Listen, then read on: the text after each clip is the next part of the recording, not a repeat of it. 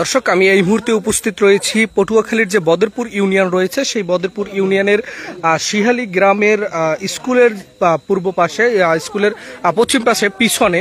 তো আপনারা দেখতে পাচ্ছেন আমি কিন্তু একটি বাড়িতে অবস্থান করছি। সেই বাড়িতে কিন্তু এখানে একটি মরদেহ পড়ে আছে। সেই মরদেহটি হলো এই যে কিছুক্ষণ আগে আমরা দেখতে পেয়েছি এই যে খালটি রয়েছে, আমি যদি আপনাদেরকে ক্যামেরার চোখে দেখাই যে এই খালটিতে আমরা যতটুকু জানছি যে বর্ষি বাওয়াকে কেন্দ্র করে কিন্তু মামাতো ভাইয়ের হাতে ফুফাতো ভাই লাঠির আঘাতে আসলে মৃত্যু হয়েছে। তো এই কিছুক্ষণ আগে আমরা খবর পেয়ে কিন্তু এই মাত্র এখানে এসেছি।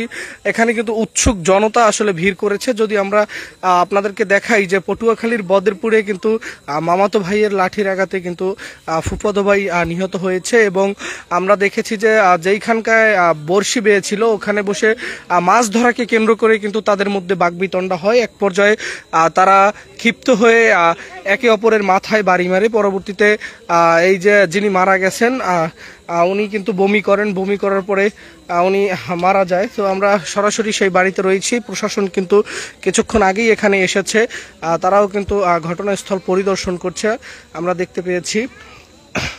যদি আমরা একটু আসলে এই এলাকার যিনি বর্তমানে চেয়ারম্যানের দায়িত্বে আছেন, আমরা যদি একটু তার কাছ থেকে বিস্তারিত কিছু বিষয়ে জানি যে ভাই আসলে এখানে কি ঘটেছিল, যদি আপনি একটু আমাকে বিস্তারিত বলতেন। আমরা শুনেছি যে মামাতো ভাইয়ের লাঠির আঘাতে নাকি ফুফাতো ভাই নিহত হয়েছে, অথবা কি ঘটেছে একটু বিস্তারিত আমাদেরকে বলেন। আসলে মামাতো ভাই কিংবা ফুফাতো ভাই তা জানি তারা প্রতিবেশী।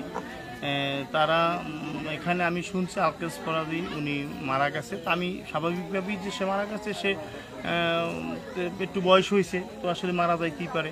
আমি সেই সুবাদে আসছি। আসার পরে আমি এখানে বসার পরে এলাকার লোকজনের সাথে বসার পর দেখছি চিত্রটা একটু ভিন্ন মনে হয়েছে, তাদের কথার মধ্যে একটু গরমিল মনে হয়েছে। তো এর ভিতরে আমার মুক্তার ভাই ডিএসবির ফোন করে মুঠোফোনে আমার কাছে তথ্যটা জানার জন্য। আমি বলছি ভাই আমি শিওর হয়ে বিষয়টা আমি দেখতেছি, আমি জানতেছি।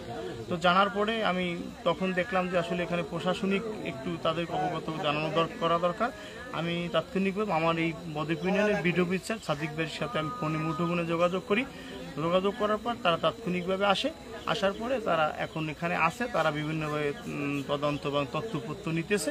এই হলো আজকের এই। আমরা দেখছি যে বাড়িটিতে কিন্তু প্যান্ডেল এবং লাইটিং করা হয়েছে, পাশাপাশি খাড়ে লাস্টিকে রাখা হয়েছে। এত কিছু প্রসেসিং ঘটনা নাকি দুপুরের সময়, তাহলে এটাকে কি ধামাচাপা দেওয়ার চেষ্টা করছিল এখানকার মানুষ? আসলে এখানকার মানুষ ধামাচাপার বিষয়টা ওরকম না। তার আসলে মূল যে গার্ডিয়ান ওনার ওই ছেলেরা ঢাকাতে থাকে, ওনার কোনো মেয়েটে নাই। তো ওই যে বাড়িতে থাকে ওখানে একটা নিরিবিলি একটা বাড়ি, তো সেখানে আসলে ওরকম আলোর ব্যবস্থা নাই। ভাড়া একটা বাসায় থাকে, ওখানে আসলে বিদ্যুতের ব্যবস্থা নাই। সেই জন্য যে লাশটা ওখানে পড়ে থাকবে, সেই জন্য তারই হলো ভাতিজা, ঠিক আছে, তারই হলো এই যে যার বাড়ির সামনে এখানে তার আপন ভাতিজা, সেইখানে তার বাড়ির সামনে সে আসলে লাশটা এখানে রাখা হয়েছে। ওনার বয়স আনুমানিক কত হবে? 65 হবে।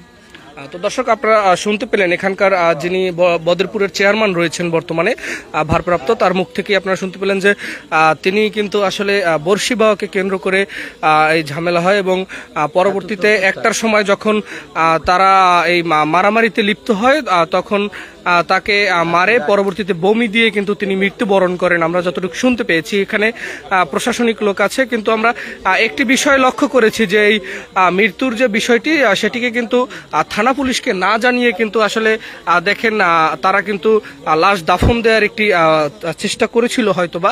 এখানকার যিনি চেয়ারম্যান রয়েছেন তিনি কিন্তু পুরো বিষয়টি প্রশাসনকে জানিয়েছেন। কিছুক্ষণ আগে কিন্তু এখানে প্রশাসনের যারা আছেন তারা কিন্তু এসেছেন এবং বিষয়টা কি তদন্ত করছেন। আমরা দেখেছি তারা সেই ঘটনাস্থল পরিদর্শন করেছেন, এবং আমরা দেখেছি যে এখানে মানুষ কিন্তু ক্রমশই ভিড় বাড়াচ্ছে।